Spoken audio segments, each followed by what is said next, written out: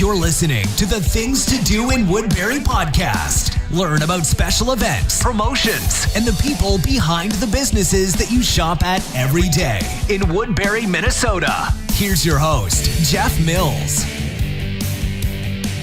Welcome, everybody, to the first Things to Do in Woodbury podcast show. I'm so glad you chose to listen into our inaugural, very first broadcast and our very first episode.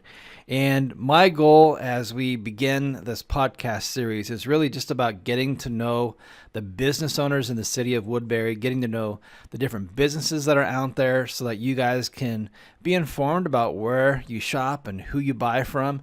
Oftentimes, as we're running around town, needing to go buy something from a store or stop in somewhere, we jump in, we grab something off the shelf, we go to the counter, we leave.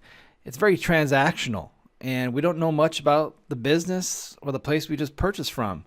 And sometimes that matters and sometimes it doesn't. But this is going to be a show getting into the details of the businesses and how they serve their community here in Woodbury, as well as getting into some fun, interesting facts and interesting stories from the business owners that you've been shopping with.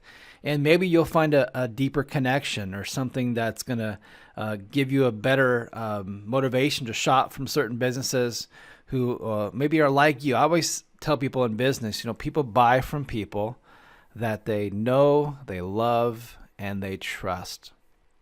And I always do that. I want to work with people that I like and that I trust and, of course, that I know. And this show is going to help you guys get to know some of your local businesses here in Woodbury. So without further ado, we want to get started with today's episode. And just so you know, the goal of our show is to be about a 10-minute show. So if you're driving to and from work, in most cases, it could be a 10 to 15-minute commute. This would be the perfect podcast to listen to on your way to work, on your way home from work. If you're running or you're jogging or you're just doing stuff around the house, or you just want to listen to the podcast as you're just, living your life, 10 minutes is a bite-sized chunk of your day. It's just a little nibble that gets you a little, passes the time, helps you get through the day a little bit easier, and hopefully gives you a little bit of joy and enjoyment. So let me give you guys a little introduction about our first guest today. After enjoying a successful 20-year career at a local stock brokerage firm, our guest decided she wanted to follow her passion for creativity and went back to college to hone those skills once again. She earned her BS degree in 2006, majoring in art and design. And in conjunction with an education, she feels that a good designer should have the designer gene. Her passion comes from working closely with clients to achieve a decor that's perfectly suited for them. And she's a member of the International Furnishings and Design Association at the International Market Square in Minneapolis, Minnesota. She's also a 23-year Woodbury resident, a member of the Woodbury Chamber of Commerce, and an active volunteer in her community. She's been married for over 30 years and has a 25-year-old son. And our guest today is Marsha Anderson from Shasha Interiors. Welcome to the show, Marsha. Thank you, Jeff. I'm honored that I am your first guest. I appreciate that. Well, it's so great to have you on the show. We'll give everyone a little background just to how we met. So I'm a former Cottage Grove resident, and I lived in Cottage Grove for a lot of years. And recently, I moved to Woodbury. And when I moved into my new place, it was as plain can be. White walls and white everything. And I thought, I need to put some color and some furnishings and just figure out how to decorate my new place. And I'm so busy as an entrepreneur that I don't have a lot of time to really focus on my own surroundings. And I'm not very creative with that. So I thought, I want to go hire somebody who's an interior designer. And I looked around on the web, I looked around in different places, and I actually went to Facebook. And that's where I found Marsha. And then I also went over to the Chamber of Commerce here in Woodbury and looked to see if there was an interior designer there.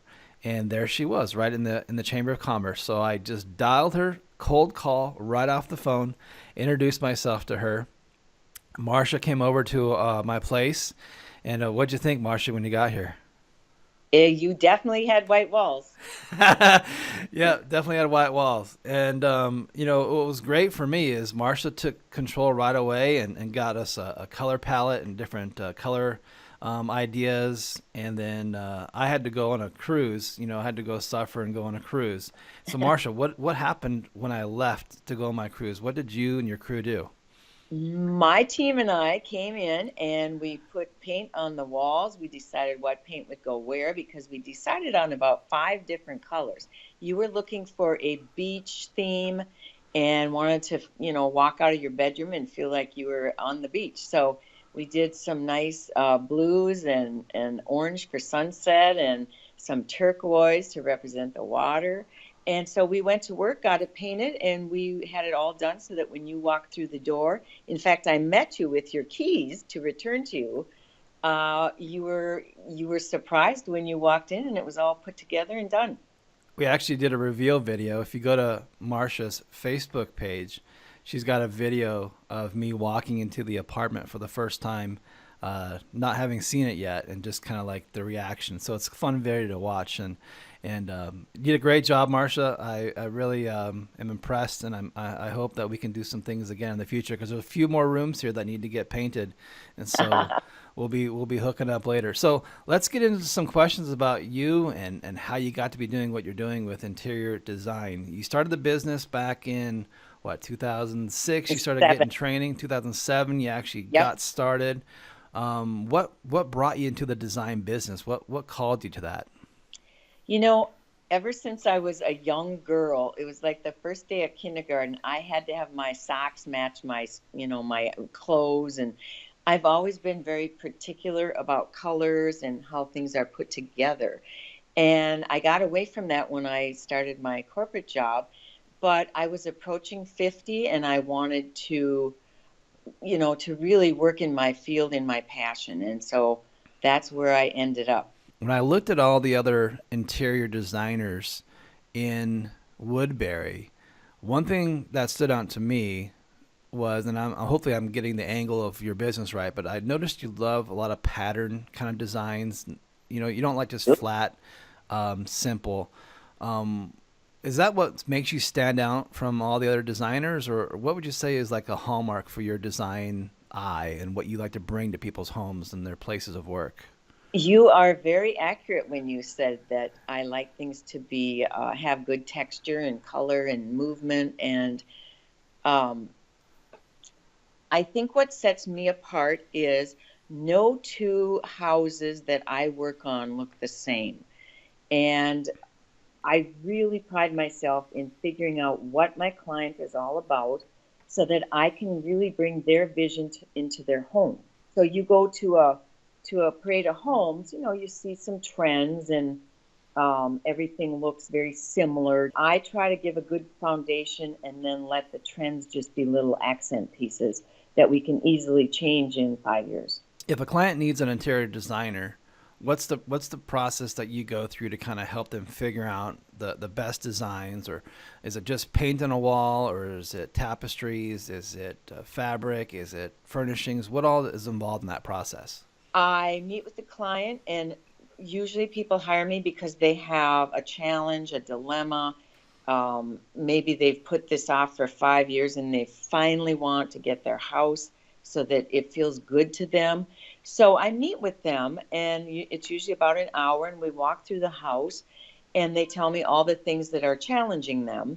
And then I prioritize that because obviously we can't do everything at once, or we can't do everything at once. So we start with one room at a time or 2 rooms. And I look for something that is a focal point for us. So maybe they have a picture that they brought with them to this house, or maybe they have a favorite area rug, or a backsplash tile, or something that they really enjoy that we can move off of or move from. So then typically we find out what areas we're going to work on. We hone that, and then I will go shop for people. So whether it's bathroom tiles, bathroom fixtures, furniture for their great room, window treatments, draperies, I go out and I find usually two options for them. People love that. They don't know what they want and they're overwhelmed if I bring, I've heard sometimes people will bring, or designers or whatever, will bring five options and that's overwhelming. So I try to bring two options. If there's something really fun that's kind of out there that I want to at least show my clients, I'll bring a third option. And that makes it so easy for them. And they so appreciate that. It was like with your paint colors.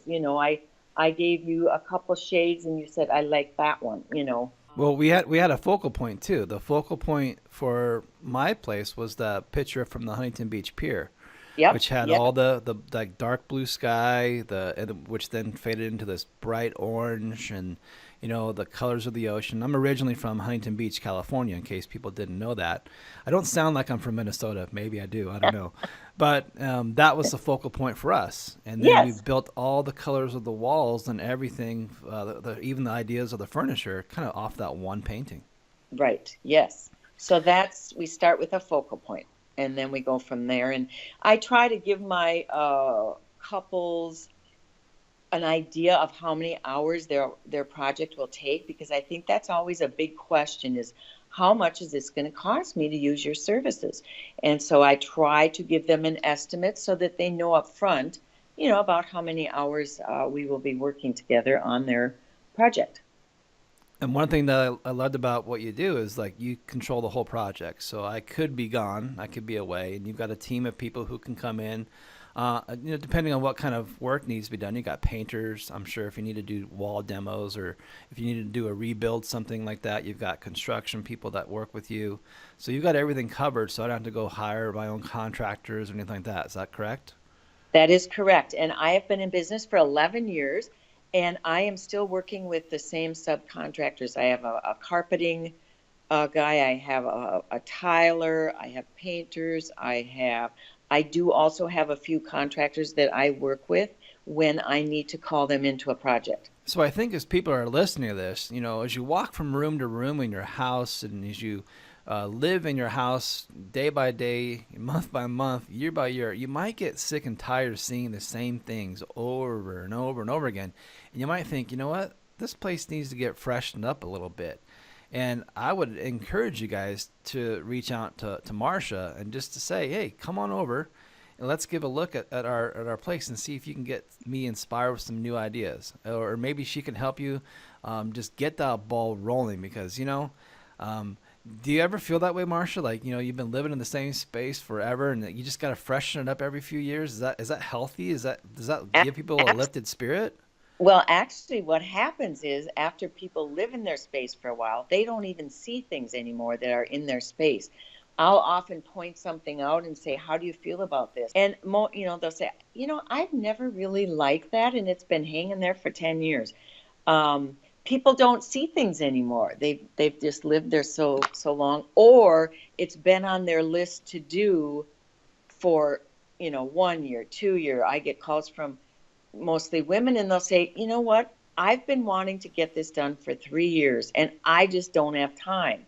So I'm going to call you in to help me get it done. What's the hardest part about being an interior designer? Like, what's the thing that either frustrates you the most or gives you the most challenges?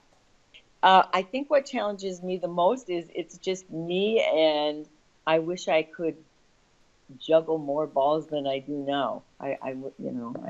But it's hard to team up with another designer, I have found. So You ever I thought about working with an intern or like going to like the local university or the technical yes, schools and say, hey, come and intern with me for a summer and get some free college credit or some. absolutely. I get approached, and I wanted to give back to the community, and so I got a call from a student at Century College, which has a great design program.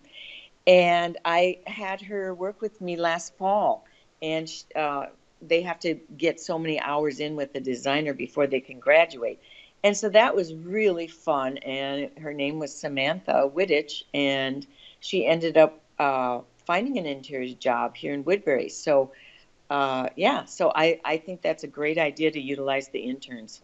So who's the ideal customer? Like if you're looking for the perfect customer that's needing your services right now, what would that customer look like? That customer is 90% a woman. I do get a few men every now and then that call, but I'm an oddball. Not that many you're the guys call you. oddball. Yep, you're the oddball. You're like 1 in 100. But it's women who are career women. They have a profession, but professional women who they admit that this design is not their skill set, and they are happy to hire someone that is in that profession that can get their house to look the way they want it to. People want to be excited to have their friends over, and oftentimes they don't because they don't like the way their house looks. So I want to fix that. One of the things I love, Marsha, is digital marketing and social media marketing. How is your business using social media marketing to grow its customer base, to get more leads, more traffic, and more sales for what you do? Well, the buzzword that I'm hearing today is video. Everybody should have a video on their Facebook, LinkedIn, and that's where you come in. And I'd like to talk to you about that more. Social media is always changing. I try to post on Facebook before and after pictures. I've just looked at my website and I need to upload more current photos.